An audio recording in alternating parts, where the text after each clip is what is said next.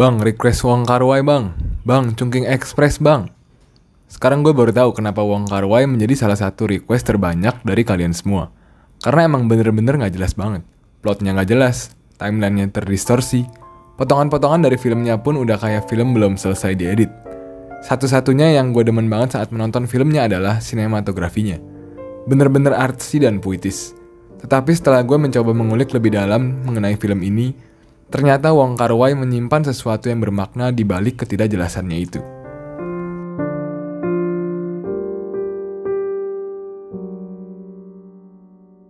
Halo Sobat Tanya-Tanya, Bang Sote di sini. Dan selamat datang pada channel Mengapa Demikian yang sudah menjelaskan beberapa karya terbaik di dunia dengan penjelasan tersimpel yang bisa kalian cerna. Kali ini gue akan menguliti film Chungking Express, karya sutradara Chinese Wong Kar-wai. Dan para sobat yang gagal paham tenang aja, karena gue akan memberikan penjelasan tersimpel untuk pertanyaan kalian. Jadi ini film tentang apa sih sebenarnya?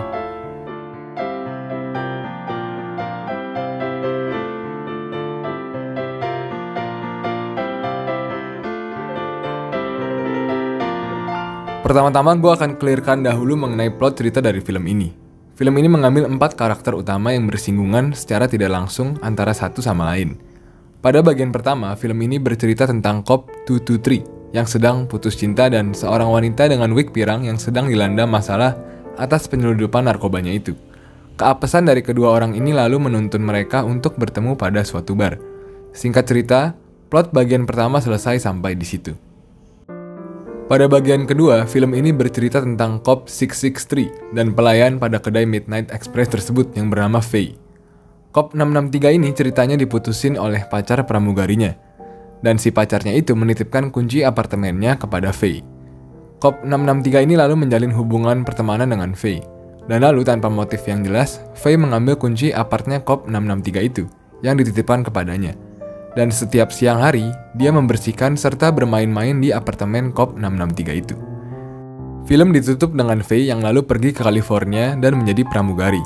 Cop 663 itu juga lalu berhenti dari pekerjaannya dan membeli kedai Midnight Express tersebut. Tanpa kejelasan, penonton dibuat kebingungan tanpa petunjuk sama sekali, termasuk Bang Sote sendiri. Yang sebenarnya ingin ditekankan, film ini adalah tentang perubahan, di mana perubahan itu lekat dengan waktu. Dan inilah elemen yang dimainkan oleh Wong Kar-wai. Salah satu scene ikonik dan membuat pertanyaan adalah saat dimana polisi 223 itu menghabiskan 30 kaleng nanas yang akan expired di tanggal 1 Mei. Ini sebenarnya ingin menyimbolisasikan bahwa kaleng nanas itu ya bagaikan si Ziwu itu sendiri, si Cop 223 itu sendiri, yang saat kadaluarsa akan dibuang dan diganti dengan yang baru. Seperti mantan pacarnya itu yang membuang Ziwu, lalu akan mencari pacar yang baru lagi. Tetapi yang tidak banyak orang sadar adalah bahwa terkadang perubahan itu bisa membuat akibat yang lebih baik lagi di kemudian harinya. Seperti lagu Things in Life karya Dennis Brown yang beberapa kali terputar dalam section pertama dari filmnya. Pesan dari lagu itu juga mengutarakan tentang perubahan. Saat kita dihadapi dengan yang namanya putus cinta, kita mau tidak mau harus menghadapi perubahan yang mendadak. Seperti Cop 223 ini, yang tidak lagi punya teman cerita, dan si Cop 663 itu yang tidak lagi ditemani di apartemennya. Yang Wong Kar-wai ingin tekankan adalah tindak lanjut kita setelah dihadapi dengan perubahan tersebut. Terkadang mungkin kita terlalu takut atau mager untuk melakukan perubahan, tetapi setelah dijalankan, ternyata malah berbuah hasil yang baik. Seperti si wanita dengan wig itu yang akhirnya memberanikan diri untuk membunuh penindasnya. Cop 223 itu yang akhirnya bisa move on setelah menemukan wanita lain. Cop 663 yang bisa ketemu Faye setelah diputusin pacarnya, dan setelah itu dia malah berhenti dari kerjanya dan membeli kedai Midnight Express tersebut.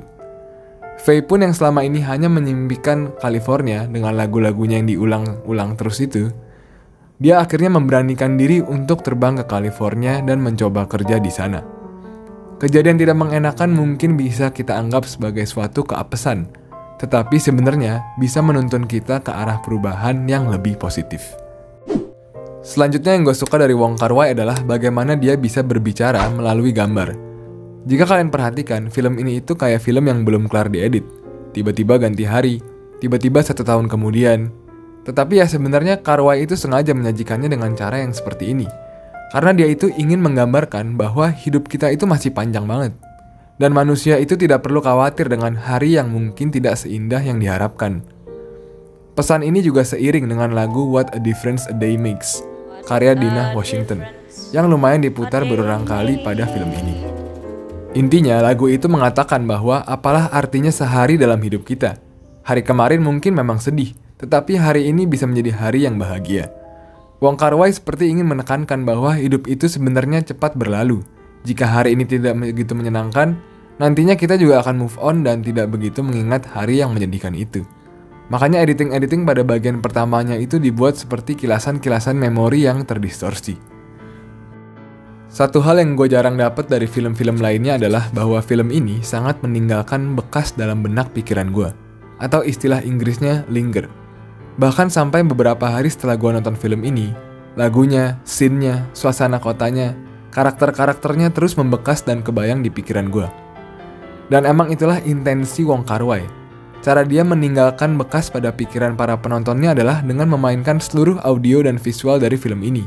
Seperti lagu-lagunya itu yang terus diulang seiring perjalanan filmnya, lalu dibarengi dengan scene-scene dari filmnya yang dibuat seperti kilasan-kilasan mimpi.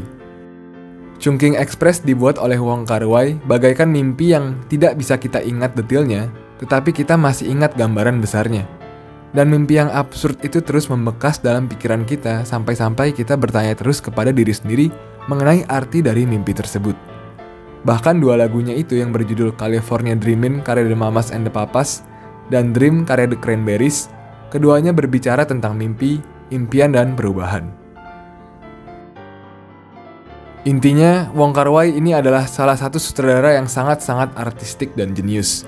Bukan jenius dalam konteks pembuatan plot cerita yang plot twist atau kompleks, melainkan dia itu seperti sedang membuat puisi, namun dituangkannya dalam media film. Dan scene-scene yang dirancang olehnya itu berbeda dari scene pada umumnya, sampai-sampai bisa membekas pada benak pikiran para penontonnya. Gue juga suka bagaimana film yang sebenarnya bergenre romantic komedi ini bisa dibuat alternatif sama dia, menjadi bersuasana suram, sedih, dan yang spesial itu adalah sensasi halu-halu nyantai gitu dari scene-nya. Pastinya akan kembali gue bahas nih film lain dari Wong Kar-wai.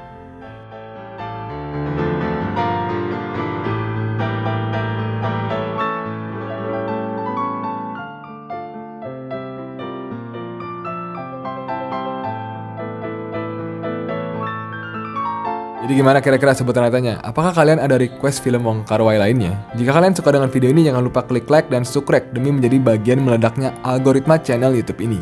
Jangan lupa follow Instagram untuk quotes-quotes keren dan update dari kami juga ya. Serta join Discord kami untuk diskusi langsung bersama Bang Sotoy dan sobat lainnya. Sampai jumpa Bang Sotoy pada episode lainnya. Salam tanda tanya.